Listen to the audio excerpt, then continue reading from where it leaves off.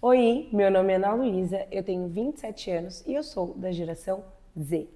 E eu sou a Fê, millennial raiz, quase X, com 43 anos, e esse é o Papo de Gerações. Chegamos ao episódio 18 do Papo de Gerações. Palmas para esse episódio maravilhoso, que na verdade já foi metade gravado, e aí a outra metade foi gravada sem a gente perceber que tinha tudo sido desligado. Aí a gente falou, vamos recomeçar, porque nada como um dia após o outro, e além de nada como um dia após o outro, eu falei, Fê, vai que a gente já amadureceu as Segundo ideias. aluno, nós já mudamos muito. Né? De lá pra cá, a gente já tem uma personalidade diferente, a gente já tá com outra história pra contar. Mas eu acho que vai ser bom, porque aí a gente também já estruturou tudo na nossa cabeça. Fê, o episódio de hoje tem como tema: quando foi que a gente parou de se orgulhar das pequenas coisas? Eu acho esse tema genial, porque a grande verdade é que a gente é muito ensinado a ficar feliz quando passa na faculdade, quando obtém grandes projetos, mas pouco ensinado a ficar feliz pelas coisas pequenas do dia a dia, como se levantar, um abraço, um carinho, um cheiro. E eu lembro, inclusive, que quando a gente estava na outra gravação, eu comentei da dona Leonilde, que é uma cliente nossa, para quem não sabe, a Fê e eu trabalhamos também numa rede de salão de belezas que é da minha família. E nessa rede de salão, a gente tem clientes que são especificamente muito queridas. E a dona Leonilde é uma dessas pessoas, uma senhora que vai fazer 90 anos essa semana. E uma das coisas que eu sempre fico ansiosa no salão é aguardando o dia que a dona Leonilde vem, porque eu sei que ela vai querer dar um beijo, um abraço, falar do carinho dela pela gente, reconhecer a gente. E a Fê também, além da dona Leonilde, que ela adora, tem a Eudelita, que ela adora, que vem e ela cuida da dona Eudelita e sabe tudo sobre a Eudelita. E essas pequenas coisas são um exemplo de como a gente pode ser feliz e se orgulhar das pequenas coisas. Sim. E até relembrando o que aconteceu na última gravação que nós fizemos desse episódio, foi exatamente o dia em que a dona Leonilde virou para mim, depois que a Luísa passou e a cumprimentou, ela virou para mim e falou assim: eu conheço essa menina desde que ela era pequenininha, eu a vi aqui no salão bem pequenininha. E aí eu falei para ela assim: nossa, e a senhora sabe que ela tem um carinho muito grande pela senhora?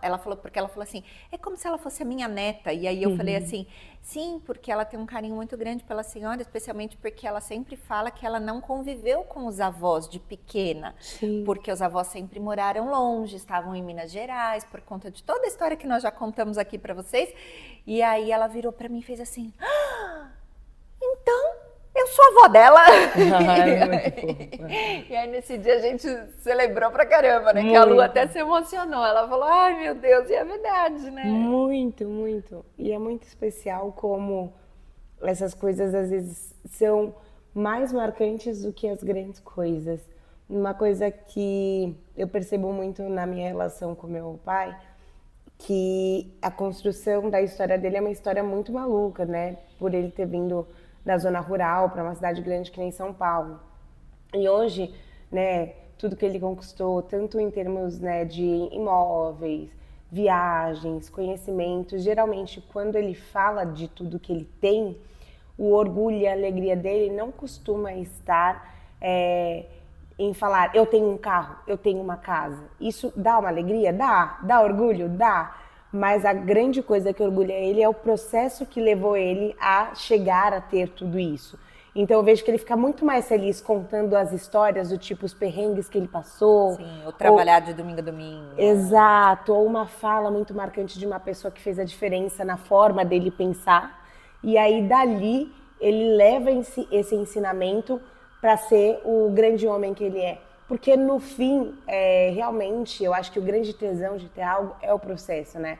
Se você já nasce com tudo, né? Não julgando aí uma pessoa que nasce bem de vida, eu acho que bom, que sorte. Mas às vezes quando você já nasce com tudo de mão beijada, você tem que achar valor em outras coisas.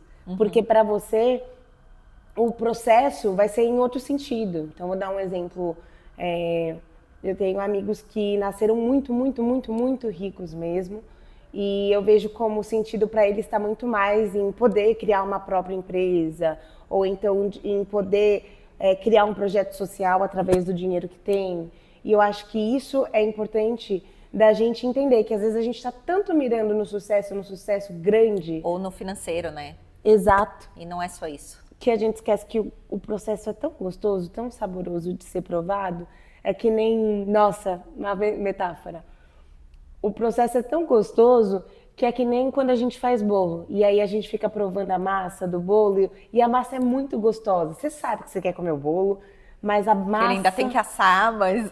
Exato. Você fala, mãe, me dá esse pote para eu lamber, a colher.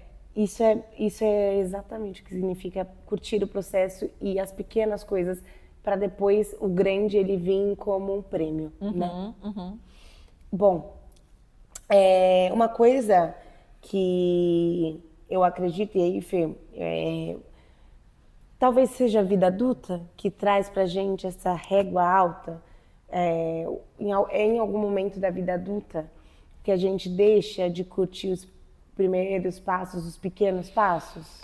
Eu acho que sim, e acho que também por conta da rotina, da rotina caótica que às vezes a gente nos impõe, Sim. que não nos permite desfrutar. Sim. E talvez também aquela crença do esforço que vem muito da minha geração, muito, né? A sua geração, graças a Deus, já aprendeu a fazer isso e é uma coisa que a gente resgatou, acho que a partir de vocês, a minha geração principalmente, mas a gente entendia que o desfrute era ruim. Porque não podia então, curtir. Não, porque eu deveria estar produzindo, porque eu deveria estar trabalhando.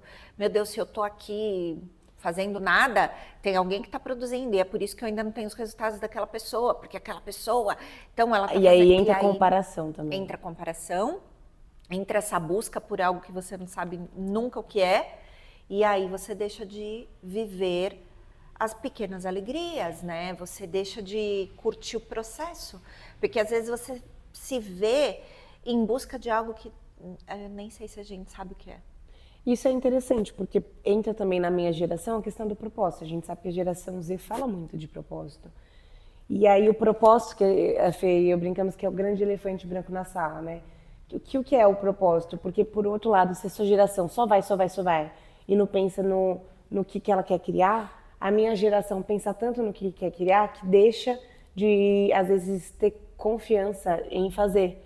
Então, às vezes, o processo também vai te trazer o propósito. Porque não existe uma coisa tipo assim, nasci, peguei uma caixinha, balancei, sorteei, propósito.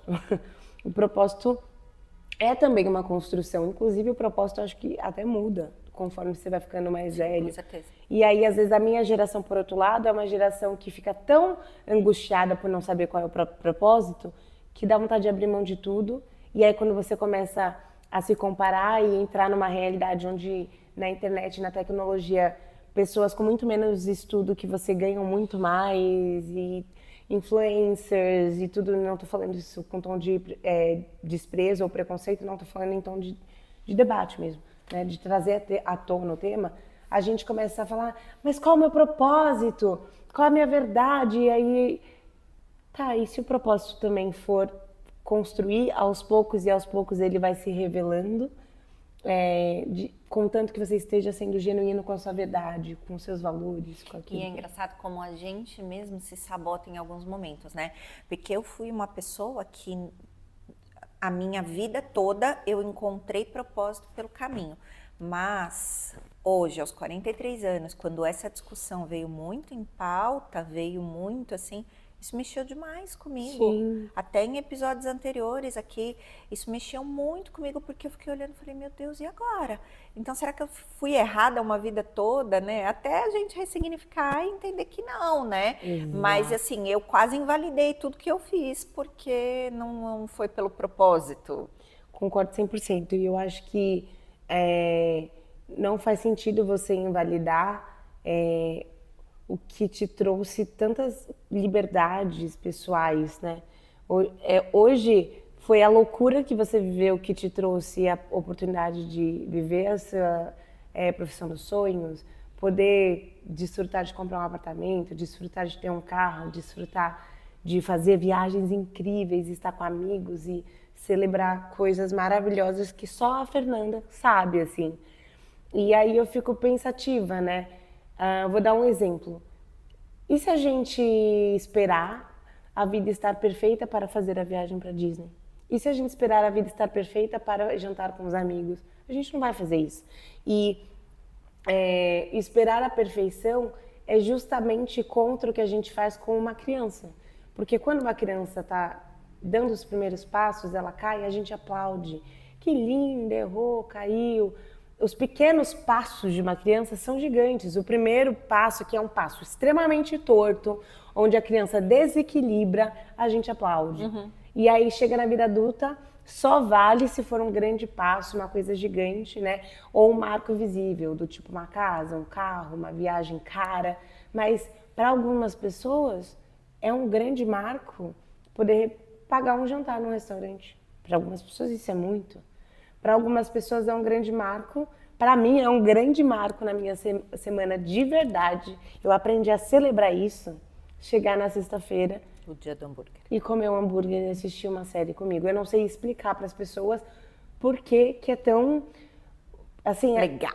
nível, às vezes me emociono. Às vezes eu tô sentada ali debaixo da coberta e fico tipo, ai, tipo, parece que, tipo assim, nossa, esperei 7 dias por isso. E porque é uma sensação de muito conforto comigo mesma.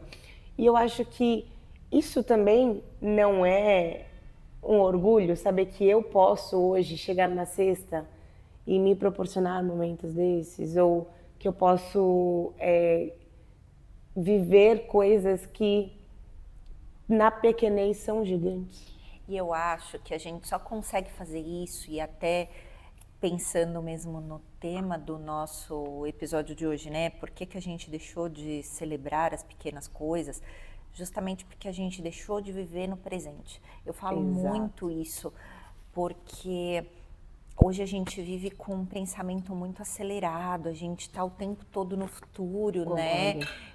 Talvez gerações mais antigas que a minha talvez estejam no passado e estejam pensando no que poderia ter sido e não foi, e a gente fica o tempo todo projetando expectativa e a gente esquece de viver o que tem agora, né? O momento presente, e por isso que a gente esquece de celebrar. E até existe um livro que chama Em Busca de Sentido, do Viktor Frankl.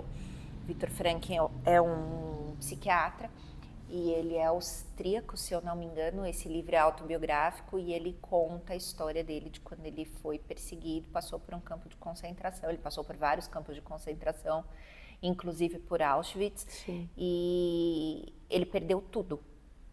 Ele perdeu a família, ele viu a família dele assim morrer, ele viu tudo que ele havia construído acabar, e ainda assim ele conseguiu encontrar sentido. E ele traz muito essa reflexão, né?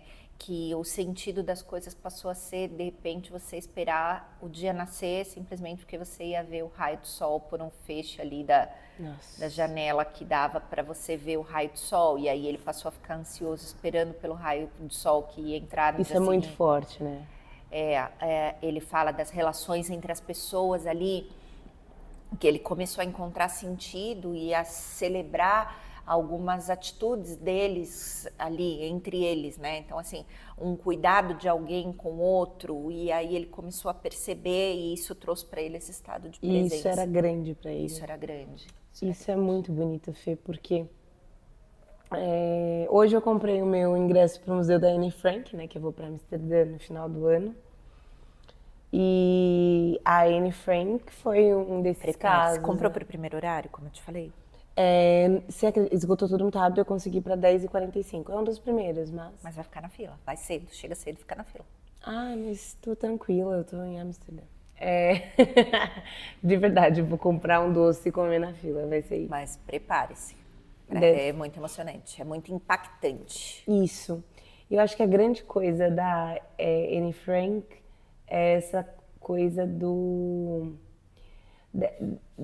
assim, de não só, né, por ela ter sido uma menina super jovem e tudo, mas quando ela relata que ela ficou, né, pra quem não conhece a história da Anne Frank, ela ficou junto com a família presa num sótão, né, a gente pode dizer que é um Durante sótão. 2 anos. Durante 2 anos, na época onde o nazismo corria solto. E aí, Eles eram perseguidos, né? exato, a família dela, e não só a família dela, mas tinha uma outra família com ela, né, se eu não me engano. Tinham mais 4. Eles estavam em 4 famílias no total. Isso, eu inclusive vou ter que reler o livro, que eu li há muito tempo atrás. Mas uma das coisas que me chamava muita atenção no livro é porque às vezes eles tinham que comer o que tinha, né? E eu lembro da geleia, que ela conta, da alegria de fazer a geleia, ela descobrindo como uma jovem as primeiras coisas com o menino de uma dessas famílias, do tipo sentir amor, sentir Era um menino que paixão. E o quarto dele era o único que tinha uma claraboia. Então a graça também era estar no quarto dele. Quando você visitar, você vai ver que a gente passa por isso, né? Você visita, Entra na você casa. Entra. Você entra na casa, porque é uma casa normal. E aí você entra na casa ali e aquilo já foi me angustiando um pouco, assim, tal. E eu achei que tinha acabado. Na minha cabeça eles tinham vivido ali. Aí não, aí puxa uma estante de livros e aí você sobe uma escadinha super íngreme, assim, estreita. Sim. E eles viviam lá em cima. Isso eu sabia porque eu pesquisava muita imagem. E aí, aquilo, assim, já foi me dando um negócio, falei, misericórdia. Eu saí de lá, eu chorei. Enquanto eu não chorei, eu não consegui seguir meu dia. Porque eu saí tão angustiada, eu não chorei lá, mas eu saí tão angustiada, eu tinha um aperto, assim, que enquanto eu não sentei, chorei, pus pra fora, eu não consegui parar, assim, e continuar a viagem. Sim. E é engraçado que, ao mesmo tempo, a gente vê, né, como o sentido da vida, às vezes, está nos planos também, né, nas coisas que você, porque ela pedia para uma das senhoras, porque essa casa era de um cara, ele tinha uma gráfica, e aí ele era apoiado por mais algumas pessoas que ajudavam, porque teve uma época também que a Gestapo começou até a controlar a quantidade de alimento que você consumia e comprava. Então, se eu morava sozinho, por que eu precisava comprar tanta comida assim? Só que o cara tinha que alimentar mais 4 famílias que estavam lá em cima, né? Então ele conseguiu ajuda de outras pessoas. E aí tinha uma senhora que plantava coisas no quintal de casa, plantava alface, plantava verdura para não precisar comprar e poder alimentá-los também. E ela levava revistas. Para distrair o pessoal. Para ela, a Anne Frank pedia. E aí, quando você passar pelo quarto dela, você vai ver que na cama dela tem vários recortes, assim, de revista que ela cortava e desenhava e colava na cama, assim, que era o que ela sonhava viver, sabe? E aí eles era até... o quadro dos sonhos. Né? Eles até colocaram um vidro para preservar aquilo, assim. Enfim, é muito impactante e é muito emocionante e faz a gente repensar uma série de coisas, né? E é o que você falou, às vezes a felicidade ela tá nas pequenas coisas, porque a gente fica idealizando demais, né, a vida. Muito. E os sonhos e os projetos e... Muito, isso entra muito na questão de que um estudo de Harvard de 2023, né, disse que 72% dos adultos, dizem não sentir que as conquistas são suficientes. Então, é como se, por mais que quando eles atingem aquilo que eles querem, é tipo, era só isso? E entra muito no que eu falei em relação ao meu pai mesmo, de que eu vejo o quanto, tipo, a alegria dele é o processo, porque quando ele conquista, ele fala, beleza, agora eu tenho. E aí, em algum momento a gente se acostuma. Então, comprar um carro é muito legal, mas a parte de poder pagar e trabalhar por isso, eu acho que deve ser maior ainda, porque depois de um tempo você até esquece que você... Toda vez que eu entro no carro de um amigo meu, e eu não falo isso para os meus amigos, né, mas eu penso muito nisso. Como eu ainda não tenho meu carro, eu entro e falo, nossa, que legal, cara, ele tem um carro, né? Tipo, aí eu olho, nossa, o carro dele tem porta-luvas. Eu olho e falo, nossa, o carro dele tem, tipo, como mudar as coisas no GPS. E eu sempre penso isso. Eu não falo pros meus amigos, mas eu sempre falo, que foda. E enquanto isso eu vejo que os meus amigos entram, tipo... entra aí, Ana. Pra mim é sempre, tipo... uau. E, tipo... E você sabe que eu estava até pensando nisso, depois que a gente gravou o episódio, isso me veio à cabeça, né? Porque eu acho que esse exercício que você decidiu fazer, dos 90 dias construindo a sua vida dos sonhos, Sim, ele tá no te TikTok. obriga a fazer meio que um diário da gratidão, né? Porque todo dia você precisa rever o seu dia e Sim. destacar coisas que foram boas e Boas. ruins, e tem coisas ruins, ok? Mas ainda que sejam só coisas ruins, você precisa pensar sobre isso. Isso te traz esse Muito. estado de presença. Achei muito legal. Depois quando a gente começou e perdeu a gravação inicial, Você depois pensou eu fiquei nisso? pensando nisso, porque quando eu cheguei à noite em casa, eu vi o episódio do dia. Muito. E aí eu pensei nisso, né? Eu falei, nossa, que legal, porque é uma coisa que eu nunca fiz, mas que eu preciso fazer, assim, eu acho que eu preciso começar a fazer. É a história realmente do Diário da Gratidão, né? De você todos os dias escrever pelo menos 3 coisas pelas quais você foi Sim. grata naquele dia, Eu né? fiz isso por uma época, hoje eu não faço mais, eu escrevo ainda, não sempre também. Eu sinto que na parte da escrita e da leitura eu tô um pouco mais até desleixada do que o meu costume, porque eu fiquei doente e aí eu sinto que eu tô dormindo muito mais.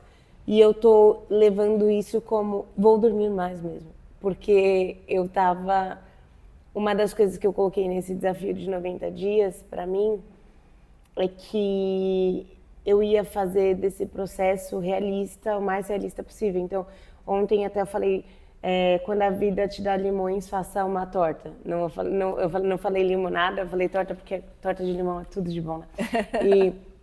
E para mim é muito isso, assim, eu fiquei doente, eu não tô conseguindo cantar, e eu não forço, assim, no máximo eu consigo cantar um lá lá lá, e é isso, entendeu? E quando eu me toquei disso, eu falei, tá, e agora? E aí hoje eu fiz um conteúdo que eu já queria fazer há muito tempo, que é qual a sensação que eu tenho de ser a minha própria filmmaker. Aí eu falo que eu sou roteirista, filmmaker, e depois você vai ver, você vai ver. Eu não cantei, mas eu expressei, eu falei de música, eu falei de arte, sem precisar cantar. Sim. E é esse fazer do limão a limonada, sabe? Do tipo assim, tá sendo cool estar doente, mas o que que eu posso fazer com isso? Qual o melhor que eu posso fazer com isso? Tá, não vai ser acordar 4:30 da manhã porque eu preciso descansar meu corpo. Tá, não vai ser malhar pegando o máximo de quilos, mas vai ser fazer um treino que eu brinco que é fofo. Mas eu tô minimamente cuidando da minha saúde mental ali. Então, quais são as pequenas coisas que eu ainda consigo fazer para chegar onde eu quero? Porque eu sei que perfeito e ideal não vai ser. Mas é a constância, né, que faz o processo. Exatamente. A constância que traz o resultado. Porque ninguém vive de sprint. Exato. E aí, isso que você falou é muito bom, porque para mim isso da constância também entra no ponto da autocelebração, sabe? Tipo, e aí que tem tudo a ver com o estudo da Yale University de 2021, que é você reconhecer suas pequenas vitórias, porque geralmente assim, vou dar um exemplo. Você quer malhar.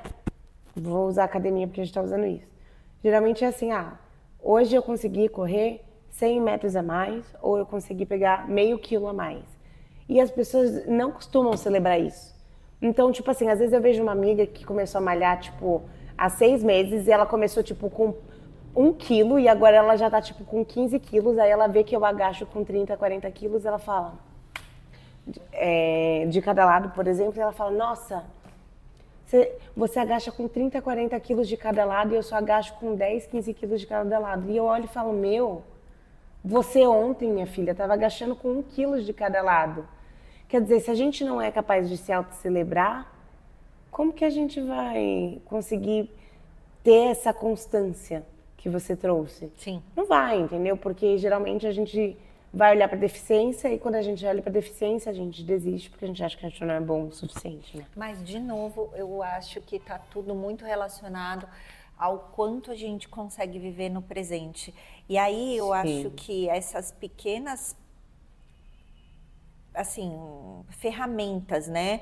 Porque talvez você nem tenha pensado que esse desafio que você criou iria impactar tanto a sua vida nesse sentido de te trazer para esse estado de presença e até a vida das pessoas que convivem com você, porque Sim. isso me faz, todos os dias eu vejo, e isso me faz pensar em mim também, sabe? Talvez você não tenha pensado que isso iria atingir outras pessoas nesse ponto, assim, né? Desse tamanho. E me traz para esse estado de presença. E aí eu comecei a identificar algumas coisas que acontecem e que talvez passassem despercebidas anteriormente. Lembro de um episódio que você fez, que você fala no dia que você foi convidada para o show da Bethânia. Foi um dos primeiros. E aí você fala assim, tá vendo? Eu estava alinhada com a vida que eu quero, com as coisas que eu desejo, Sim. tô num astral bom e as coisas vêm até mim e tal. E no final de semana passado, no sábado, até nem foi pro primeiro episódio que a gente gravou, porque aconteceu depois. Uma das minhas clientes chegou, tirou um livro da bolsa. Nossa, Dora, você tá assim. E falou: Fê, eu trouxe para você ler. Eu quero muito que você leia, porque é um livro muito bom, você vai gostar, leia no seu tempo, não tem pressa, tal. Ela não faz ideia do tamanho desse gesto, Sim. né? Mas pra mim também, depois... Gente, como eu tô chorona. Pode Depois chorar. que ela saiu, eu chorei, porque eu falei...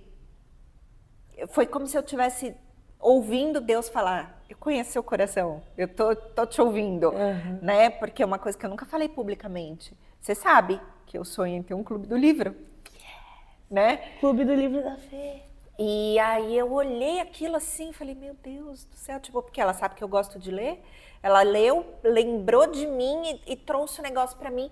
Nossa. E aquilo me trouxe, mas eu só consegui fazer isso porque eu tô vivendo no presente. E sabe o que é muito bonito disso, assim? Que quando eu penso, o que eu daria pra Fê de aniversário? Eu te daria um livro. Você vê como é, né? E não é tipo porque a Fê falou do Clube do Livro. Não, eu te daria um livro porque eu penso, nossa, a Fê amaria ler isso daqui. Ou, nossa, isso daqui geraria um baita debate entre eu e a Fê. E o que é um clube de livro, se não uma oportunidade de falar sobre, né? Muito lindo isso. E eu acho que é uma sementinha que se plantou. Nossa, eu fiquei muito impactada, porque pra mim, assim, enfim, eu sou super crente aí, né? Eu falo: ai, Deus, Deus, Deus, tal. E foi como se eu estivesse escutando Deus falar: tá vendo? Eu conheço, eu sei o que você tá sentindo, sabe? Esse cuidado, assim, eu me senti cuidada. Muito. E sabe também, isso entra num outro tema que eu queria trazer, que é, às vezes, na sua cabeça, você deve ter momentos que você fala assim: nossa, Deus, quando que eu vou ter meu clube do livro? Quando que eu vou ter meu clube do livro? Porque a gente é assim. Exato, e às vezes a gente até acha que é bobagem. Ai, Fernanda, para de ser louca. Exato. Sabe? Porque a gente quer tudo na velocidade. Tipo, se não for algo que dá pra rolar de hoje pra amanhã, então nem vale. Exato. Mas muito pelo contrário, né? É nessa pequena coisa que a gente vê nascer uma grande coisa. E, em geral, as grandes coisas vieram de pequenas coisas, né? E eu acho isso muito bonito, assim. Quando a gente para de achar que para se orgulhar das coisas, elas precisam ser rápidas. Muito pelo contrário, eu acho que o que dá orgulho é construído num processo. E processos são pequenas coisas, como um livro que você vai ganhar, como alguém que vai falar: Fê, adorei aquele livro que você me indicou. Isso também é um sinal. Sim. Significa, né, com a estante que você vai preencher com esses livros. Tudo isso são grandes coisas. Sim, sim. E são coisas que a gente só se atenta justamente porque a gente está vivendo no aqui e agora, né? O Richard, que o nosso novo colaborador aqui, gente, esse menino é aficionado por livros e... Posso contar um segredo? Quando ele chegou, eu via que, tipo, ele ficava ali atendendo. O Richard, ele é copeiro do salão onde a gente trabalha. Então, ele serve café, serve comida.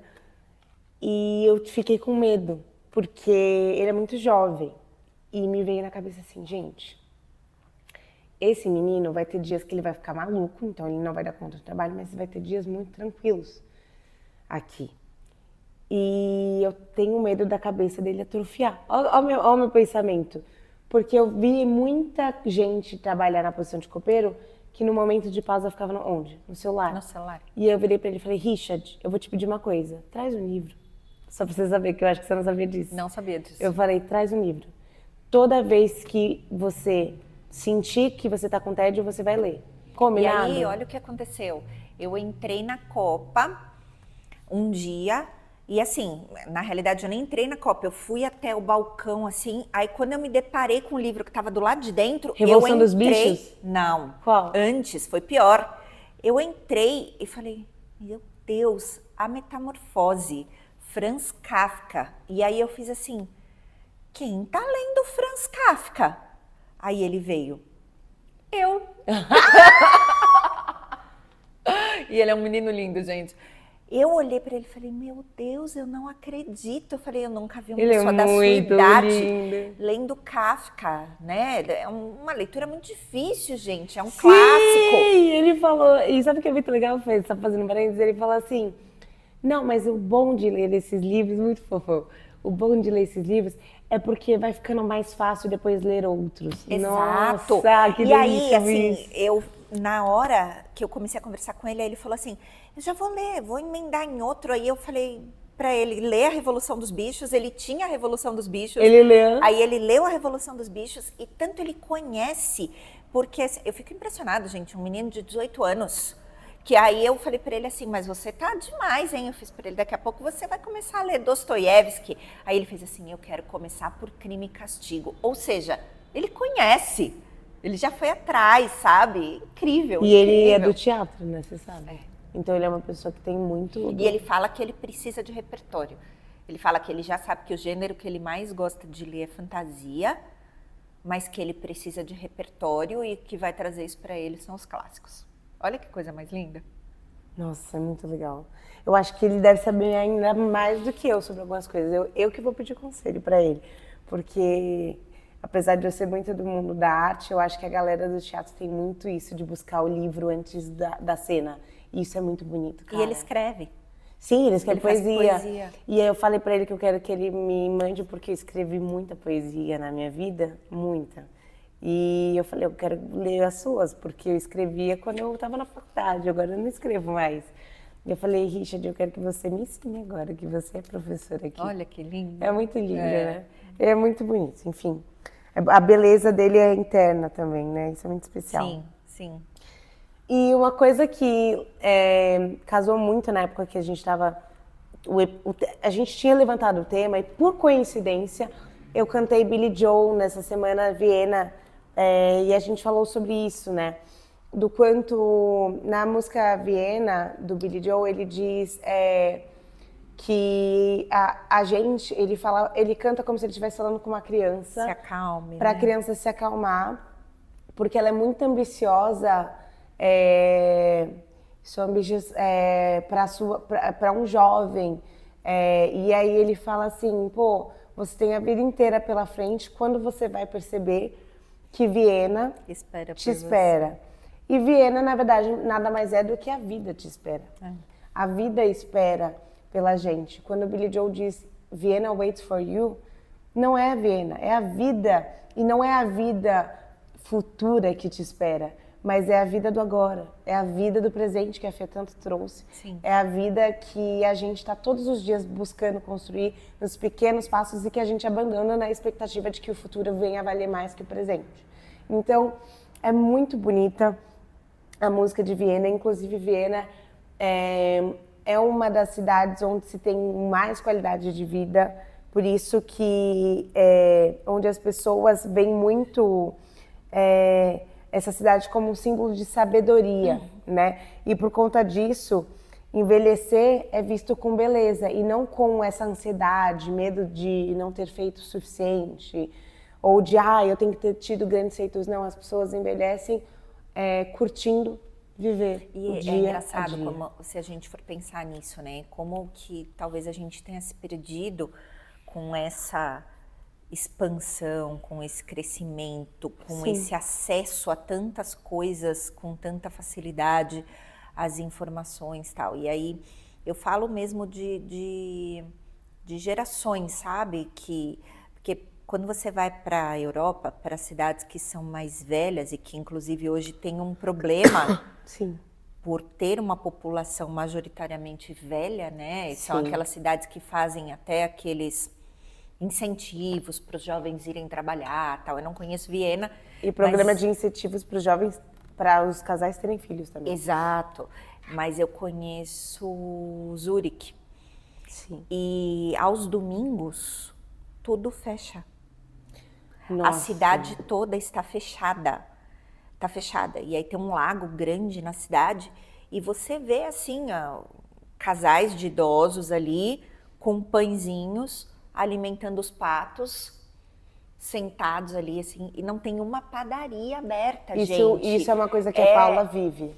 Não tem assim, e você fala, meu Deus, como assim? Não tem nada. É outra realidade Outra paralela. realidade. As pessoas, elas entendem e respeitam isso.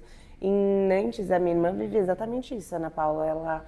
Ela nunca me esqueço dela no domingo falando assim, eu e o que a gente vai ter que ver, o que a gente vai fazer para comer, porque a gente esqueceu de se organizar para ir no mercado, na padaria, e não tem nada aberto. Aqui é assim, de domingo não tem nada aberto, quando tem é um ou outro restaurante, mas não tem essa de deixa eu bater na padaria, deixa eu bater na casa do fulano. Não existe isso, porque as pessoas valorizam o dia a dia. Então, é assim, não existe padaria ou mercado 24 horas. E acho que vive muito mais no presente, sem tanta cobrança.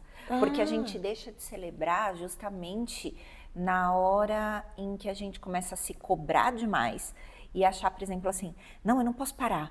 Não, eu não posso agora desfrutar do meu hambúrguer. Eu preciso editar meu vídeo. Não, eu não posso. Não é? A cabeça da gente fica assim. E por muitas vezes, gente, quando eu falo tudo isso, não quer dizer que eu sou um exemplo, não, porque por muitas vezes... É no autorreconhecimento, né? Exato, porque eu me cobro, sabe? Eu sou aquela pessoa também que às vezes quer assistir a série ou quer simplesmente ler o livro, eu só quero ler meu livro, mas eu não posso. Porque eu preciso gravar não sei o quê, porque eu preciso fazer não sei o que lá, porque eu preciso editar não sei o que lá, porque eu preciso mexer no meu funil que tá rodando com anúncio, com não sei o quê. E aí você fica naquele looping, assim, que você fala, o dia acabou. Fumou o dia. Eu concordo. E aí eu acho que a gente pode falar um pouco das estratégias, né, Fê, para fechar o episódio, de como celebrar as pequenas coisas. E eu acho que tem algumas coisas que a gente faz para celebrar pequenas coisas que são... Olha, eu já falei bastante sobre isso. Atualmente, a minha estratégia é ver o seu desafio dos 90 dias. E aí eu começo a repensar... Atualmente baixa o TikTok e siga @Ana Luísa Música. Porque atualmente comigo tem funcionado assim. Aí quando eu vejo você, eu começo a repensar o meu dia. E aí, uma coisa que eu não faço, que eu comecei a fazer e parei, foi escrever. Eu acho que eu preciso voltar. Eu também preciso voltar. Porque quando eu escrevia, eu sentia que a minha cabeça desanuviava. Sim, eu tava gostando da época que você estava escrevendo. Você estava trazendo várias coisas legais também. E assim... Aquelas... Vou pedir pra Fê escrever, porque eu estava gostando das coisas que ela trazia. Não, é porque quando eu começo a pensar, assim, isso gera uma ansiedade na gente, né? Sim. E aí parece que meio que quando você transfere aquilo pro papel, fica ali. Organiza as ideias, talvez. E aí passa. Sublima, você sublima aquela coisa. Então talvez escrever seja uma boa. Muito. Escrever eu acho uma coisa incrível. Eu também recomendo muito que vocês tenham momentos na semana de autocelebração. Que pra mim é esse momento que eu falo do hambúrguer. Eu sei que é um clichê, mas eu acho que é um clichê porque eu espero que as pessoas achem esse momento, assim, de sentar com você mesmo e se curtir. Pra mim, eu também tenho muito... Uma grande recompensa e autorreconhecimento pra mim é entrar no chuveiro, colocar a luz de velas e música. É um momento onde eu olho e falo que eu consigo parar pra pensar o que deu certo no meu dia, o que não deu. Eu gosto muito dessa autorreflexão. E eu acho que uma coisa que me faz me celebrar, e aí eu não sei se vai fazer sentido pra você, eu tenho elogiado muito mulheres, muito. Eu tenho elogiado muito quando eu acho uma coisa bonita, quando eu acho uma mulher bonita na academia, principalmente porque a mulher tem muito esse universo da competição. E é muito engraçado, porque na hora que eu elogio a mulher, ela sempre retribui. Tipo, tem uma moça na minha academia que ela tem 60 anos. Vai fazer 60, tá com 50 e poucos anos, 56. Só que ela tem um corpo que, menina do céu. Nem novinha de 18. Meu Deus, gente, é uma mulher malhada, bonita. E ela falou, sabe quantos anos eu comecei a malhar? 40 e poucos anos. E eu sentei pra conversar com ela, falei assim, olha, porque sempre achava que ela tinha uma cara de nojo, sabe? Sim, preconceito de mulher, estou revelando meu preconceito, sim. Falava, nossa, essa mulher tem uma cara de nojo, cara. Mas eu preciso saber quantos anos ela tem. Porque você percebe que é uma mulher linda e bem cuidada, mas você sabe que ela é madura, tem traços maduros. E eu falei, interrompi o personal dela e falei, fulana, qual o nome dela mesmo? Quando ela foi deixar um peso num lugar. Ah, o nome dela é esse. Aí eu chamei, não esqueci agora o nome dela, tipo, finge Rô. Ô Rô, quantos anos você tem? Ela falou 56. Eu falei, desculpa ser indiscreta, mas quantos anos você tem? Ela falou, tenho 56. Eu falei, você é minha meta. Você é minha meta. E ela veio super fofa, falou pra mim, você vai estar melhor do que eu. Você tem 27 anos, olha, você já se cuida. Eu falei, gente, por quê? Por que eu pintei na minha cara que ela era um nojo? Porque a gente criou na nossa cabeça que uma mulher que é vaidosa aos 56 anos é porque ela é fresca. Eu falei, gente, era o meu preconceito que eu achava que eu super aceitava e achava o máximo as mulheres chegarem naquela idade, com aquele corpão, só que eu não vi o meu preconceito estampado na minha cara. E aí eu virei e falei assim, a minha meta é você é linda, isso. E ela usa o meu perfume favorito. Então eu fiquei tipo assim, eu me projetei completamente nela, sabe? E eu falei assim, você ainda é cheirosa e tá. E ela, tipo, ter me incentivado do tipo assim, você vai estar ainda melhor. Do tipo, eu falei, cara, ela é o oposto da imagem que eu criei. E aí, pra mim, né, por que eu falei de como se auto-reconhecer? Do tipo, às vezes, eu tô esperando estar com um corpo X, e aí quando eu reconheço uma mulher por ela ter algo que eu tenho o objetivo de ter, muitas vezes essas mulheres vêm com um incentivo. E aí essa pequena coisa virou uma grande coisa. Eu não consigo olhar para ela hoje sem um sentimento gostoso. Então hoje eu tava na academia, sabe quando você olha a pessoa acaba não te olhando de volta porque ela tava olhando distraída? Mas eu tava olhando para ela com um olhar diferente. Eu fiquei tipo assim, nossa, que bom, não vou esquecer. E aí eu sinto que foi uma pequena coisa que me fez muito bem. Então acho que reconhecer os outros é importante, porque se você não tá conseguindo reconhecer a si mesma, provavelmente você tá julgando o outro. E aí quando você reconhece o outro e aquilo volta para você, é um círculo de positividade. Então acho que isso é uma dica. Outra ferramenta. É isso. Meus amores, eu acho que para fechar, de maneira geral, eu espero que você aprenda a se orgulhar do caminho. Que o caminho seja celebração e não o final. O final pode ser celebração e deve ser blindado? Claro que deve. Mas se você souber blindar o seu caminho, muito provavelmente o final ele vai ser uma consequência ainda mais incrível disso, né, Fê? E para mim o conselho do episódio aí é que você talvez pare de perseguir tantas coisas, né, que nos foram impostas, especialmente como o nosso elefante branco da sala, o propósito, né? Talvez você não precise de tantas respostas inicialmente, você só precisa realmente encontrar a sua verdade no caminho, se manter em movimento. Eu acho que isso faz toda a diferença. E eu sou a prova viva disso, porque eu vivi uma vida assim e eu não me arrependo de nada. Então, durante o processo, a gente encontra todas as nossas verdades, a gente encontra todos os nossos propósitos e a gente se sente cuidada e acolhida, como eu falei. Muito, celebre seus propósitos, faça do limão uma torta de limão.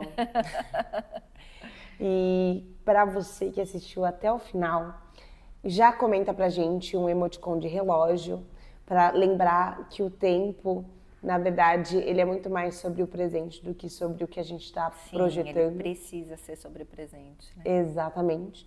Aproveita e segue a gente no Papo de Gerações. em todas as redes sociais, Spotify, YouTube e Instagram. No @Comunica na Lu. Arrasou. E no Fernanda Camis. Aham. Muito obrigada por ter assistido até aqui e até o episódio 19. Um Tchau. beijo!